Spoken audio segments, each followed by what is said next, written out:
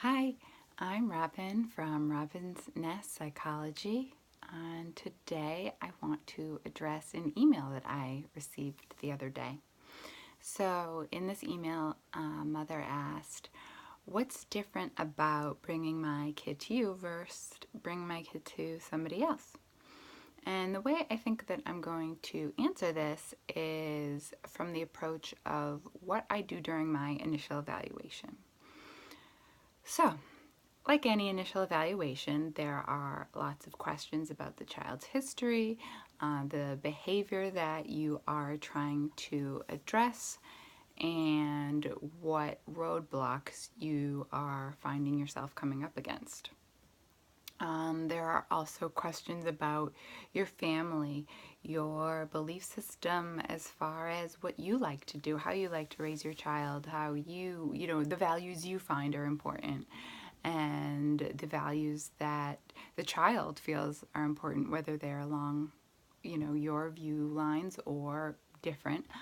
Or how the child responds when you do one thing or another, what's motivating to your child, and what seems to be uh, the point where your child really is not wanting to engage in one thing or another.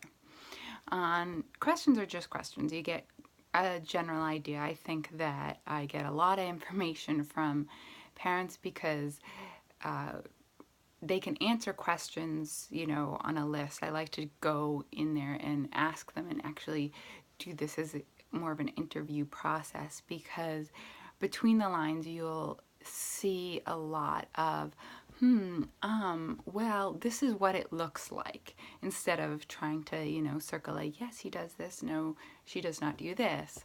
And that's where you get a lot of the information that is most helpful.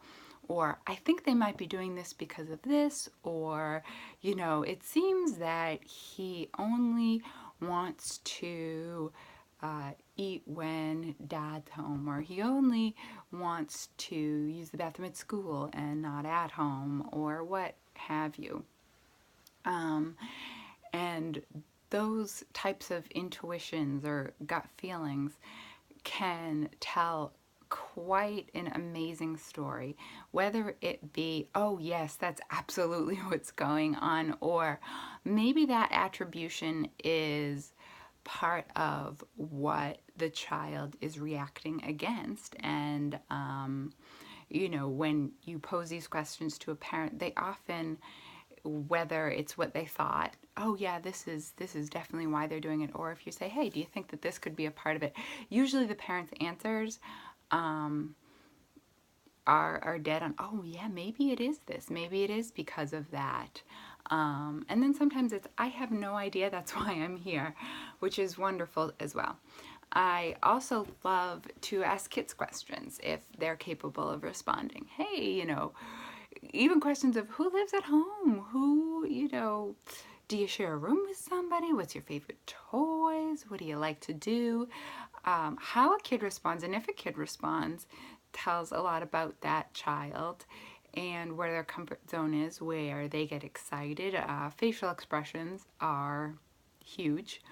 Um, I also work with kids who are nonverbal, and I work with children who are deaf and use sign language to communicate, or pictures, or what have you. And there's just so much in expression and body language and interaction that does not need to be verbal, that can tell you so much about a child. Every child communicates, whether it's what you call typical communication or not. And I look at the basic communication style of the child, plus the body language, the actions, what the child is and is not doing. No matter how verbal they are, they give you such a story just through interactions. When they come into a room, are they playing with something new? Do they want to share it with you? Do they want to keep it to themselves? Do they want to just get out of there and want you to leave them alone? Each of these things tells a story. And when you're looking to address a behavior of any kind, increase a behavior that you like and decrease one that you do not like, or that is harmful to the child or detrimental to development, and or increase behaviors that are pro-social or that are you know, important for them to reach the next step, whatever that step might be. You're just looking to make this easy and fun, and you don't want to, you know, mess too much with what is going on. You try to go in, and I always say, hey, I want to know what's going on now, and I want to make tiny tweaks, tiny tweaks, and say, okay, what happens with this tweak? Does it work? Does it not work? Both of those things are very important. If it works, okay, why do you think it works? If it doesn't, why do you think it didn't work? Did you have time to do it? You didn't? Okay, that's fine. Let me know. Maybe I need to break it down further.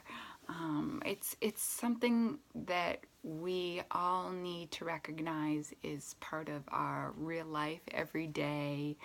We're human. And if we can admit to being human and to who we are and embrace it and say, hey, I didn't have time to do this, or I haven't been able to do this, or whatever. Okay, great, cool.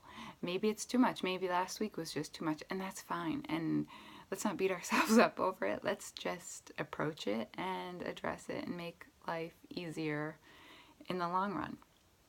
And same for kids, you know, do they respond to a recommendation or not? And, you know, what seems to be happening? What behaviors are they showing when you're trying X, Y, and Z?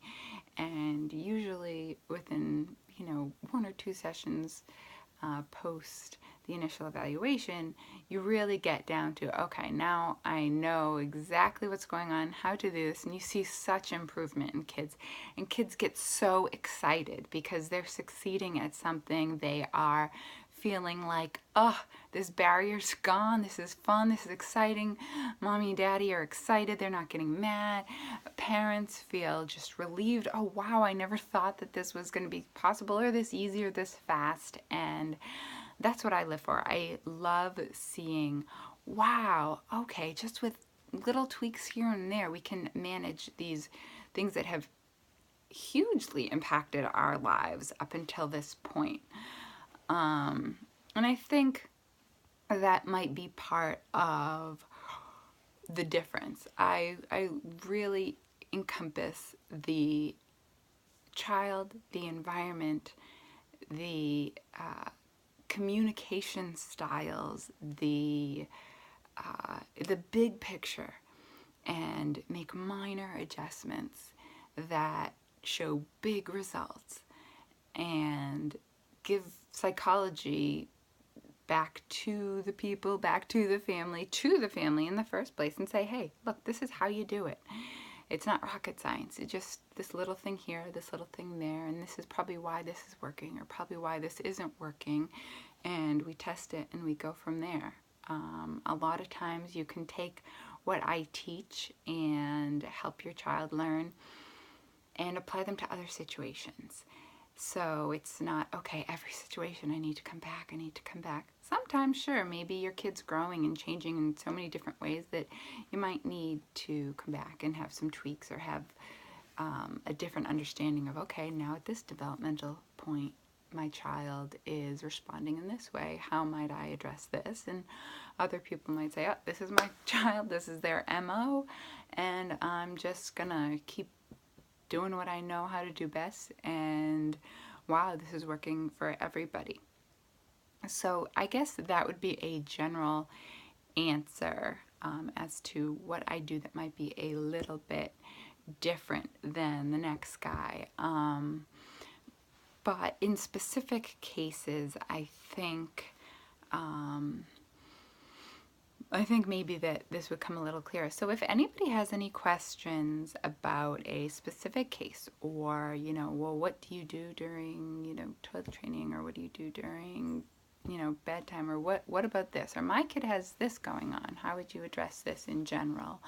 I'd be more than happy to answer any of those questions. So you can either ask the questions below, or feel free to email me at Robyn, ROBYN, N-E-S-T psych@gmail.com, and feel free to visit my website, robynsnestpsychology.com, and I join our mailing list, and I would be more than happy to help you guys out.